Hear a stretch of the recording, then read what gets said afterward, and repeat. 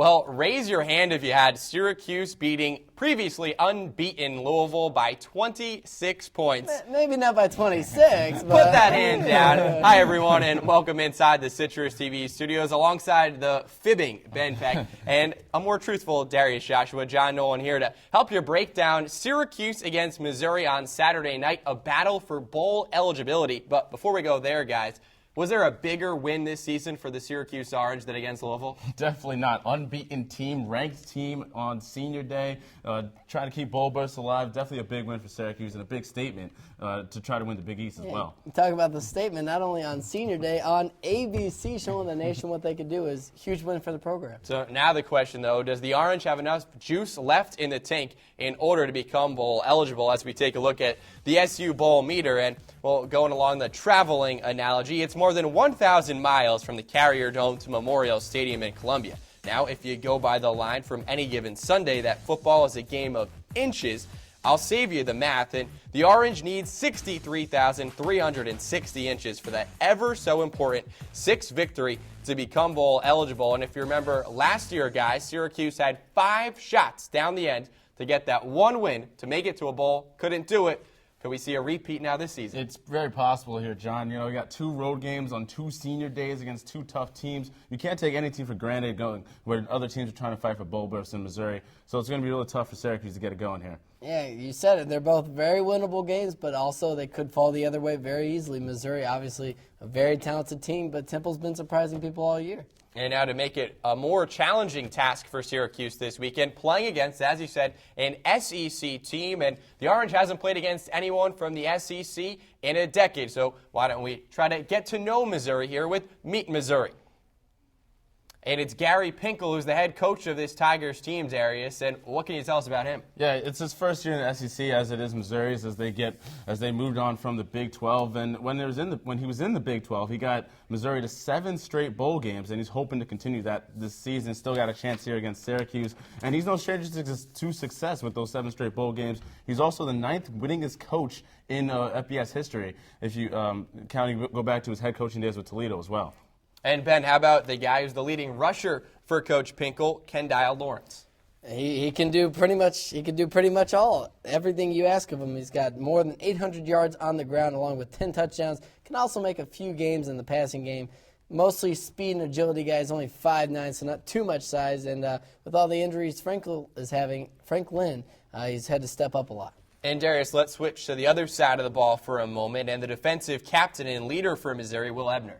Oh, yeah, exactly. As you said, he's the captain. He's the leader, keeping the consistency and the strength to this defense. And he's apparently a former friend of yours, Ben, but also he's a guy who gets Midwestern guy. Gets a lot of tackles. He's got tied for 70 on the year, leading the team, and that's only in 9 games. Didn't play against Vanderbilt, but he's a tough guy on defense, tough in stopping the run. And finally, Ben, the star player for the Tigers. Yeah, touched on him a little bit earlier. Missed 2 games this year and sat out most of the game against Kentucky. And he's kind of a different type of mobile quarterback. 6'2", 225. He's got some pretty good instinct, but he's just so big. That's really how he gets most of his yards. He's somewhat raw throwing ability, but he can do damage there as well, and really tore it up last year. And Franklin is a dual-threat quarterback. 4th week in a row that Syracuse is going against a quarterback who can both run it and pass it. And, well, speaking of dual options here, let's play the option right now. I'll present a statement to you guys. You tell me if you agree with it, you keep it. If you disagree, you pitch it. And we'll start off with the running game. We said Kendall Lawrence is a playmaker for these Tigers. Pitch it or keep it that Lawrence rushes for 100 yards against the Cuse on Saturday. Yeah, John, I'm going to have to keep this one on this option right here. Kendall Lawrence is a great running back. You know, he's got 819 yards on the season. He's got ability, got a lot of breakaway speed, as you mentioned earlier. He's the only rushing option really for Missouri. Franklin is their 2nd leading rusher with only 292 yards. They're going to have to go to Lawrence a lot to get the ball moving and get the rushing attack going. I'm not so fast. I mean, Syracuse has played. Corso, come on. Syracuse has played a lot of teams this year that have relied pretty much solely on their running back. You go to Pitt, Rutgers, and UConn. They all shut down all those running backs, and then obviously they've had some struggles recently, but they're going to have to put a lot of pressure on Lawrence. So I think Syracuse will be ready for it.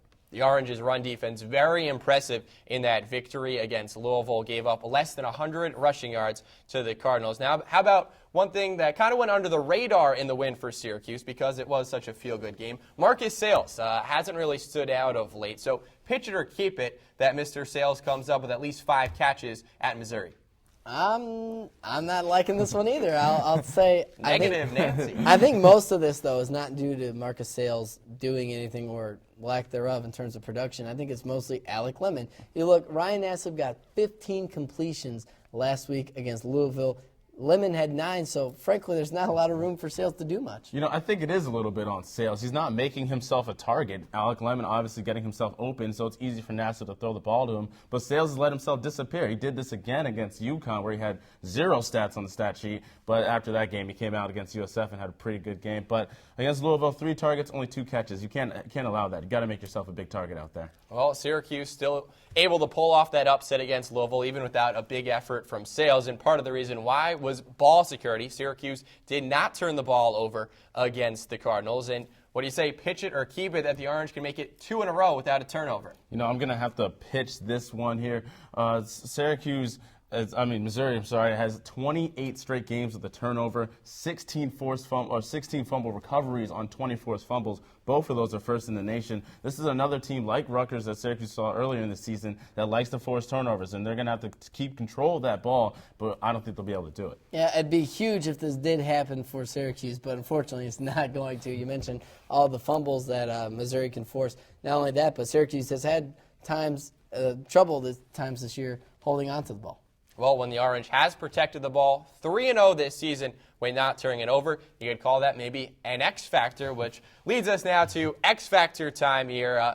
2 5-5 teams fighting for a chance at a bowl game. You figure a lot of passion out on the field. So, Darius, what's an X factor to look out for? Well, we talked about Kendall Lawrence on the Missouri offense and their rushing ability, but I'm going to have to talk about Missouri's rush defense here. They have to shut down Jerome Smith and Prince Tyson Gully, the 1-2 punch that Syracuse has that can knock you right in the mouth. They did it very well against Louisville for the first time as a combo in the game, and Missouri has to shut them down. They've allowed 149 yards on the season, and that's not going to be enough if they allow that much again against Syracuse. How about we take a look at the Syracuse rushing attack? I'm going to go more specifically with Prince Tyson Gully. A lot of people thought he might be the starter coming into this year with Antoine Bailey leaving. Jerome Smith kind of filled that void and hasn't really gotten it going up until last week against Louisville. Almost 100 yards in that game. Got a little banged up, so it'll be interesting to see how he does. But if he can get it going, this rush attack will be really tough to stop. Well, we'll have to see on Saturday night. And, guys, how about predictions here? Last week we were previewing the Syracuse-San Diego State basketball game. You both had the Orange correctly winning, though points-wise. You didn't really take into factor the shooting performances. But how about prediction here? Who's going to become bowl eligible, the Cuse or the Tigers? You know what, John? It's not Syracuse. Missouri's going to pull out this victory 28-23. I think Syracuse is going to end up turning the ball over way too much, and Missouri's going to take advantage, and they're going to be able to pull out a victory and get themselves bowl eligible. Turnovers, missed kicks, penalties. I think it's going to be a lot of the same. Trifecta. Exactly, a lot of the same story. I'm going to go Missouri 31-27, although this game will definitely be in reach for Syracuse for most of the game, if not all of it. All right, so you guys, ye of little faith, don't think that the Cuse can keep it up 2 weeks in a row. Well, again, you can find out on Saturday night. And, hey, how about you follow along with @CitrusTV Sports on Twitter when Syracuse takes on Missouri Saturday night. Afterward, you can catch all the coverage on sportsblog.citrustv.net. Well, for Ben Peck and Darius Joshua, John Nolan signing off here from the Citrus TV studios. Thanks for joining us.